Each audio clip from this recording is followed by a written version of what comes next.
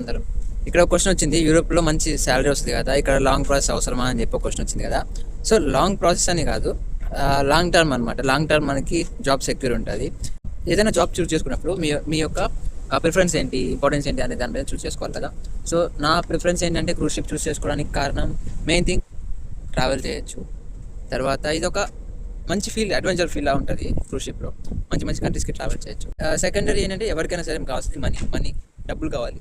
So cruise షిప్లో నువ్వు ₹1 కూడా ఖర్చు పెట్టకుండా 9 నెలలు నువ్వు జాబ్ చేసి ₹1 కూడా ఖర్చు పెట్టకుండా అంతా సేవ్ చేసుకోవచ్చు. అంత బెనిఫిట్స్ క్రూజ్లో ఉంటాయి. ఎలాగంటే నీకు ఫుడ్ అండ్ అకామిడేషన్ మొత్తం కంపెనీ చూసుకుంటుంది, అండ్ తర్వాత ట్రాన్స్పోర్టేషన్ అంతా కంపెనీ చూసుకుంటుంది.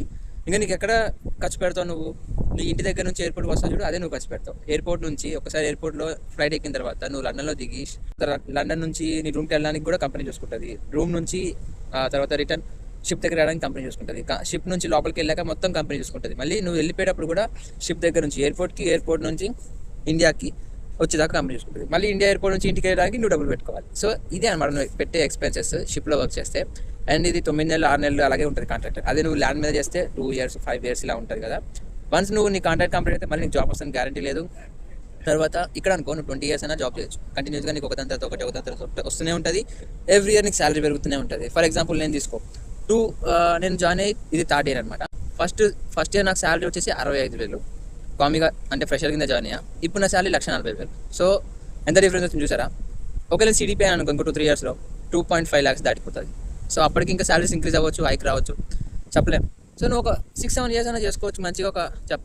చాలా మంది 6-7 years 10 years చేసుకుని 2 కోట్లు 1.5 వెనకేసుకున్న వాళ్ళు కూడా ఉన్నారు, మంచి సేవ్ చేసుకొని. సర్వీస్ డిపార్ట్మెంట్లో అయితే ఎక్కువ సంపాదించిన వాళ్ళు కూడా ఉన్నారు. సో షిప్లో వచ్చేది మెయిన్ రీజన్ మనీ కోసం, డబ్బులు సంపాదించుకోవడానికి వస్తారు. అండ్ అందరూ తిరగడానికి, ఎంజాయ్ చేయడానికి, అవన్నీ నువ్వు అసలు పడుచుకో. వన్స్ నువ్వు షిప్లో జాయిన్ అయ్యాక నీకు వాటి మీద ఇంట్రెస్ట్ పోతుంది. ఓన్లీ ఎర్నింగ్ మనీ అనమాట. అండ్ ల్యాండ్ మీద బెనిఫిట్ ఏంటంటే నీకు స్కిల్స్ ఇంప్రూవ్ అవుతాయి. మంచి కంపెనీలో జాబ్ చేస్తే నీకు మంచి స్కిల్స్ వస్తాయి, నాలెడ్జ్ వస్తుంది. అదొకటే నీకు మంచి బెనిఫిట్ ల్యాండ్ మీద. క్రూజ్ షిప్లో జాబ్ చేస్తే నువ్వు మంచిగా సేవ్ చేసుకోవచ్చు మనీ. అండ్ ఇదే రెండింటికి డిఫరెన్స్ అనమాట. సో నీ ప్రయారిటీ ఏదంటే దానికి నువ్వు అప్లై చేసుకో. అండ్ ఇంకోటి ఏంటంటే క్రూజ్ షిప్లో చేయడం వల్ల నీకు చాలా బెనిఫిట్స్ ఉంటాయి, ఉండవని చెప్పట్లేదు. అండ్ అదేవిధంగా బెనిఫిట్స్ కూడా కొన్ని ల్యాండ్ మీద ఎక్కువ ఉంటాయి. నీ యొక్క రిక్వైర్మెంట్ బట్టి నువ్వు చూస్ చేసుకోవచ్చు. నా రిక్వైర్మెంట్ వచ్చేసి ఇది కాబట్టి నేను క్రూజ్ చూస్ చేసుకున్నా. అండ్ జాబ్ కూడా ఈజీగా వస్తుంది క్రూజ్లో, కొంచెం కష్టపడాలి స్టార్టింగ్లో. అదే ల్యాండ్ మీద అంటే నువ్వు కన్సల్టెన్సీ కట్టుకోవడం, వీసాకి వీటికి చాలా స్ట్రగుల్ అవుతావు, డబ్బులు కూడా ఖర్చు పెట్టాల్సి వస్తుంది. క్రూజ్కి ప్రీ రిక్రూట్మెంట్, నీ దగ్గర ప్రాపర్ డాక్యుమెంట్స్ ఉంటాయి.